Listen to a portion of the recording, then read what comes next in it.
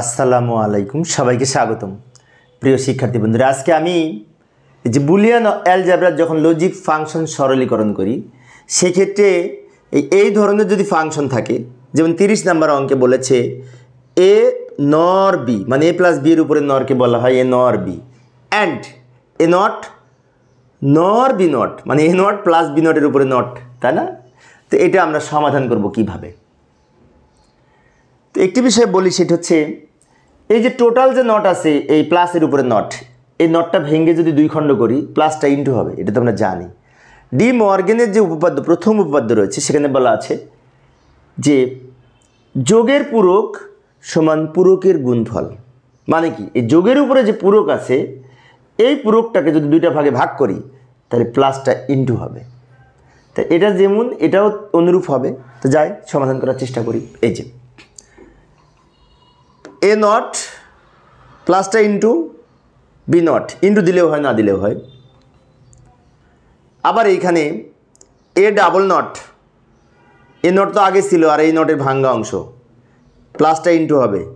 B not তো আগে ছিল এর ভাঙ্গা অংশ। আরেকবার বলছি, লক্ষ্য করি, প্লাসের পরিবর্তে ইন্টু হবে, ইন্টু দিলেও হয় না দিলেও হয়, না দিলে ইন্টুই বোঝায়। তাহলে এই প্লাসের পরিবর্তে ইন্টু করলাম আর এই উপরে নটটা ভেঙে দুই খণ্ড হলো ডি মর্গেনের প্রথম উপপাদ্য অনুযায়ী।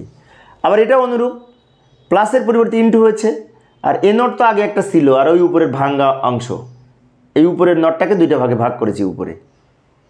এখন এ ডাবল নট সমান কিন্তু এ, বি ডাবল নট সমান বি, এটা তো আমরা জানি। তাহলে পরের লাইনে আমরা লিখতে পারি A naught B naught into A B, A naught B naught into A B লিখতে পারি, কারণ এই নটে নটে কাটা যায়, ডাবল নটে কাটা যে এ বি হবে, ডাবল নট উঠে যায়, তাই না?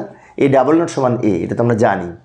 আচ্ছা, এবার গুণ করব, এই মাঝখানে তো ইন্টু অ্যান্ড, তাহলে এটা গুণ করব, A naught into A naught, আবার B naught A naught into A, আবার B naught into B, just গুণ করলাম। আচ্ছা, আমরা তো আরও জানি যে এ আর এ নট গুণ করলে 0 হয়, বি আর বি নট গুণ করলে 0 হয়, তাই না?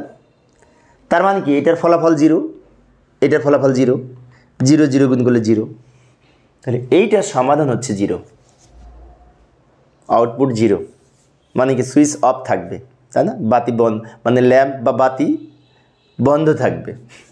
ফাইনালি এইভাবে আমরা সমাধান করতে পারি। তো প্রিয় শিক্ষার্থী বন্ধুরা, আমি শিক্ষার্থীদের অনুরোধে অল্প অল্প করে একটা একটা করে অঙ্ক আলোচনা করি, যাতে শিক্ষার্থীরা বোরিং ফিল না করে। তো পরের ক্লাসটি দেখার আমন্ত্রণ রইল। আচ্ছা, পরের ক্লাসে কী করবো একটু দেখে যাই। এই অঙ্কটার সমাধান করব, দারুণ একটি অঙ্ক। এটাও আমাদের ডি মর্গেনের উপপাদ্য অনুযায়ী হবে এবং শেষে দিয়ে গুণ হবে, সব সহজ, বেশি কঠিন না। তো পরের ক্লাসে দেখার আমন্ত্রণ রইল। খোদা হাফেজ।